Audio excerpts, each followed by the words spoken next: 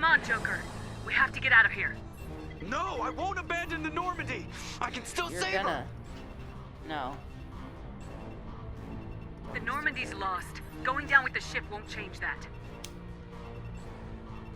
Yeah, okay. Help me up. They're coming around for another attack.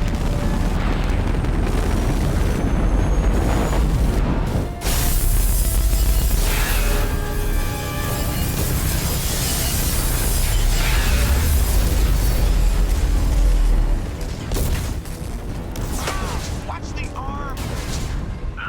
Watch the arm.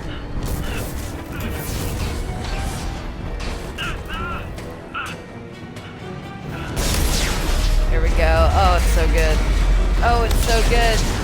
Get my boy off the ship. Commander! Shepard! Damn. What a goddamn hero.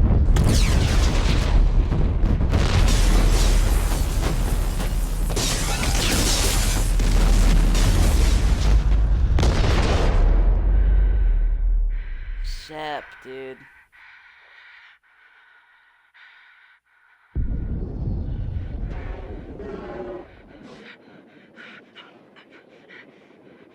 Oh no.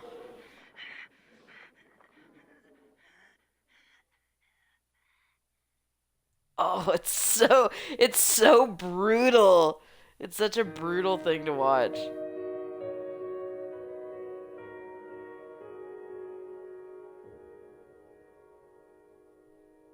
Damn.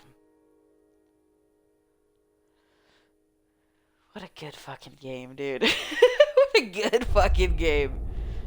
Whew. So good. Ugh.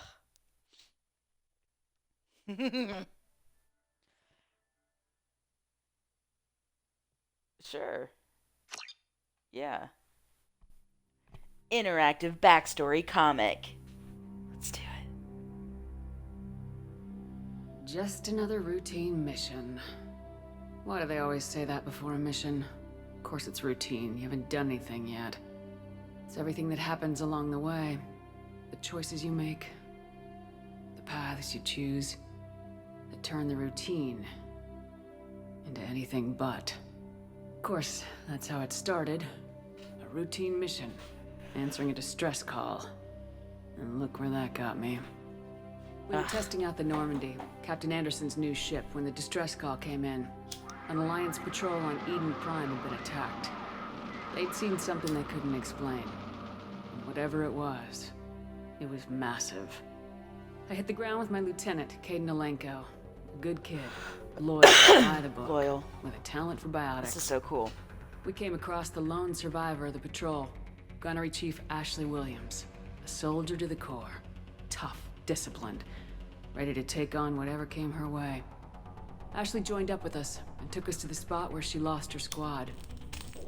That's when we saw it. The ship.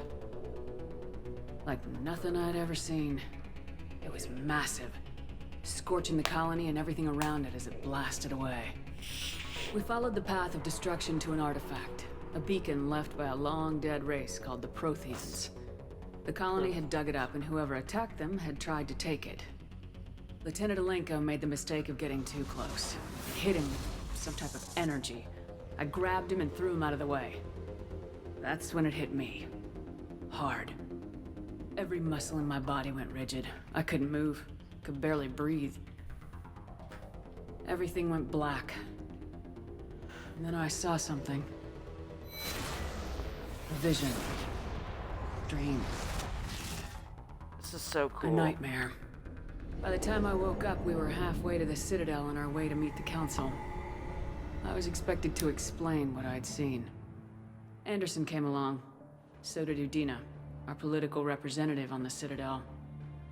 With those two heavyweights, it seemed reasonable we could persuade the Council that the ship we'd seen was a potential threat. As was the individual behind the attack.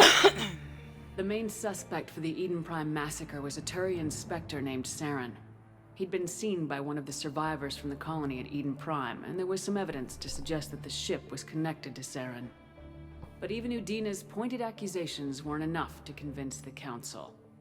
They just couldn't believe one of their chosen elite Spectres could be guilty of something like that. They needed proof, which meant I needed proof. Fortunately, I wasn't alone in my search. Garrus, another Turian, wanted to help.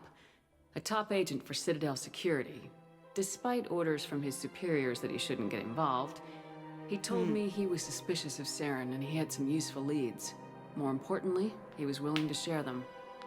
That led me to Rex, the biggest, nastiest looking Krogan bounty hunter I'd ever seen. He turned out to be more than just a brute. It was his intel that led us to a fugitive with incriminating evidence on Saren. The fugitive turned out to be an energetic little Quarian named Tally. A tech expert with a knack for hacking, she procured some information on Saren. Evidence that proved Saren was dirty. Tally's evidence proved that Saren was responsible for the massacre on Eden Prime, and the immense warship we'd spotted was in fact Saren's flagship. But it went much further. Saren was trying to find a way to bring back a race of sentient machines from dark space. Machines allegedly responsible for cleansing the galaxy of all organic life. These Reapers were blamed for wiping out all life 50,000 years ago. This is so including the fucking Protheans, gorgeous. and This disappearing comic. back through the mass relays to dark space, leaving no trace that they'd ever been. That explained why Saren was after the beacon, and it made some sense out of my visions, but not much else. We couldn't convince the Council that the Reapers were a threat, but they agreed Saren had to be stopped. They stripped him of his Spectre status and gave me the honor of becoming the first human Spectre. My first task? Bring down Saren. Anderson decided to stay behind, giving up his ship, the Normandy. He told me I'd need it more than he would. He also pointed me in a direction.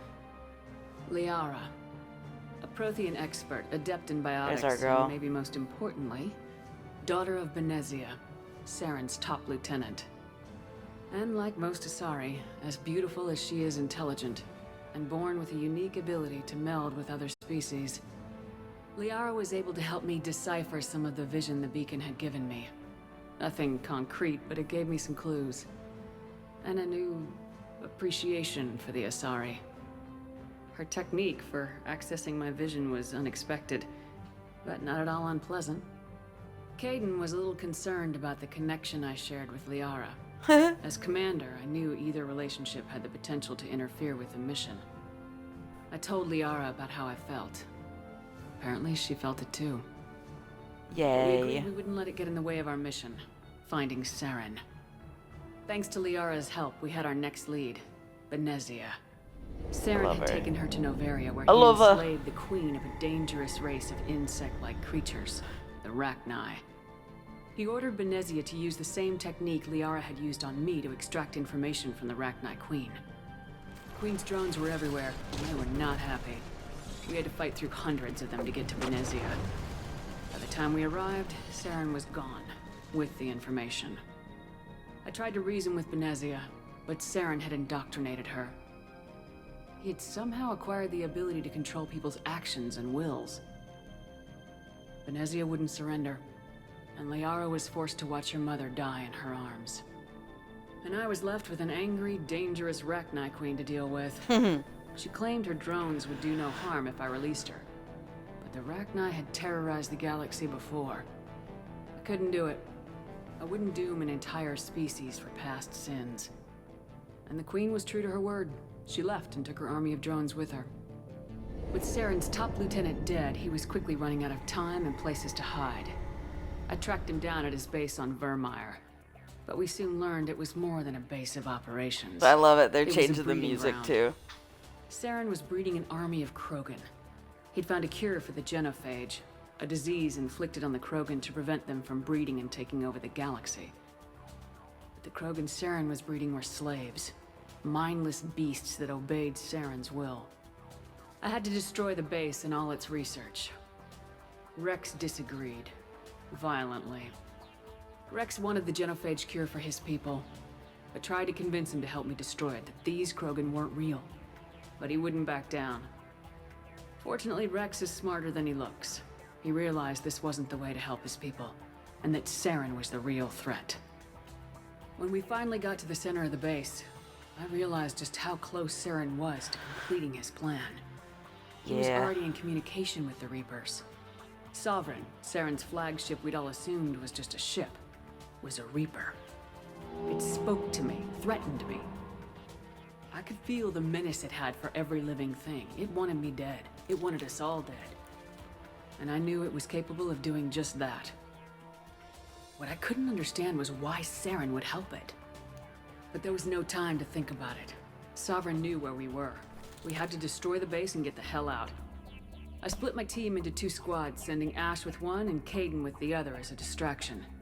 We had a nuke and we planned to use it. Before we could detonate the bomb, Saren showed up. We fought. I stalled him to make time for my team. And in talking to him, I realized the truth. It wasn't Saren who was indoctrinating everyone. It was Sovereign, the Reaper. And Saren was in deeper than all of them. He tried to convince me he was still in control. Said he'd found a way to reduce the Reaper's influence, but he was kidding himself. Or believing the lies Sovereign was telling him. Before I could convince him to stop, he ran, leaving me just seconds to extract my squad mates.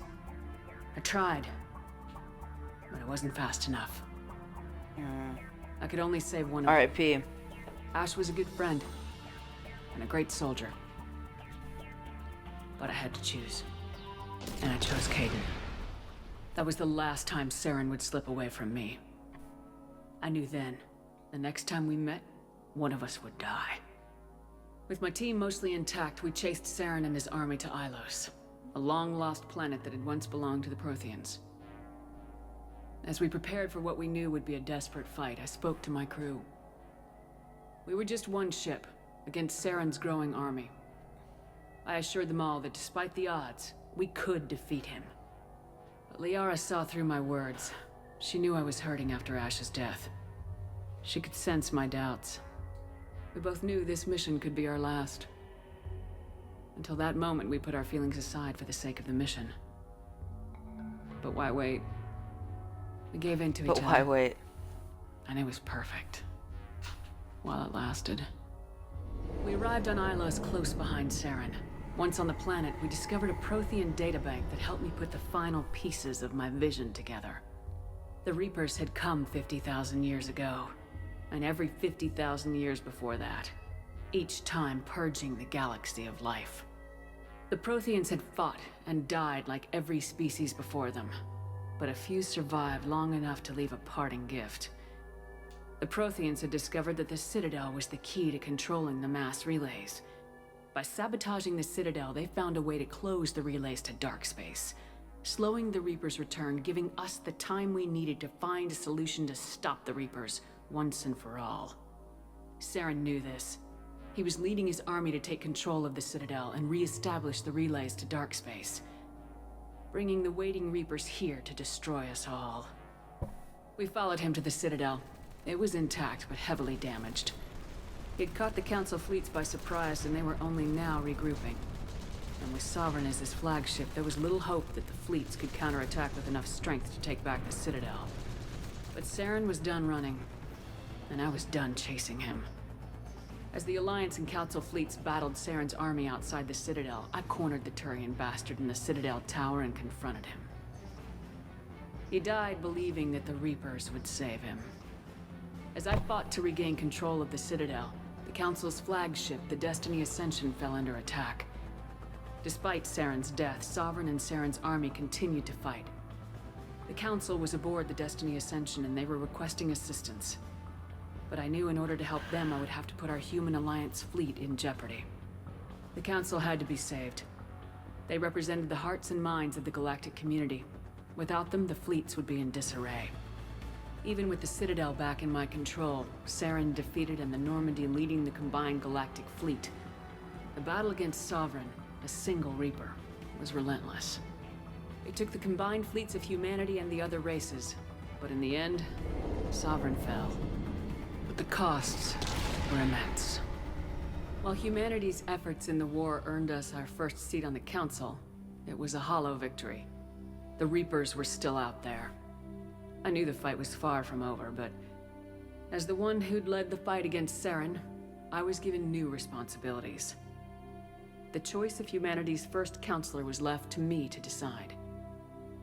On the one hand, Udina, the lifetime politician, ruthless and ambitious. He would easily navigate the political landmines that would soon be placed before him. The other choice, Captain Anderson, the career soldier. Tough but fair, but a friend, and someone I could trust. Both great leaders in their own right. Anderson didn't want the job, which was a sure sign he'd be perfect for it. No ambition to get in the way. The war was over. The threat had passed. In time, the Council would rebuild itself. The Citadel could be repaired. Even the pain of lost friends would fade. But none of that mattered if the Reapers were still out there. And if they were all as powerful as Sovereign, we had to find a way to stop them. I had to find a way. I gathered my crew, took my ship, and went in search of answers. Officially, the Council would only say I was assigned cleanup duty, routing out any remnants of Saren's army. Just another routine mission.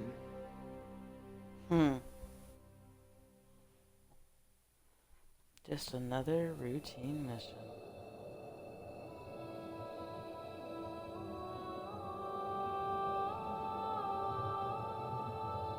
Damn, Legendary Edition, dude.